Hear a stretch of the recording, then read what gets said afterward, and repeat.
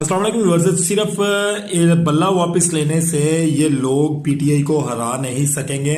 इनकी साजिशें जो हैं वो नाकाम होंगी, क्योंकि जो लोग इस वक्त जो पीटीआई के कैंडिडेट्स हैं जिनको मुख्तलिफ किस्म के निशानात दिए गए हैं, सिंबल्स दिए गए हैं बल्ला वापस लेकर, तो कल को दोबारा फिर वही लोग पीटीआई में शमूलियत करेंगे।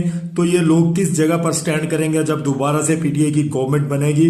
बल्ला वापस लेना कोई खैर का अमल नहीं है, लेकिन जिस वक्त पीटीआई दोबारा गवर्नमेंट में आएगी तो यही अदालतें उनको बल्ला जो है, उनका सिंबल जो है वो वापस करेंगी।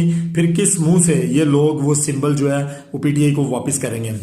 अगर साफ और शफाफ इलेक्शन होते हैं तो पीटीआई को कोई नहीं रोक सकता इक़्तिदार में आने से, लेकिन यहाँ पे होगा वही जो वो चाहेंगे, उसके अलावा कुछ नहीं हो सकता। लिहाजा जो नवाज शरीफ साहब है उनकी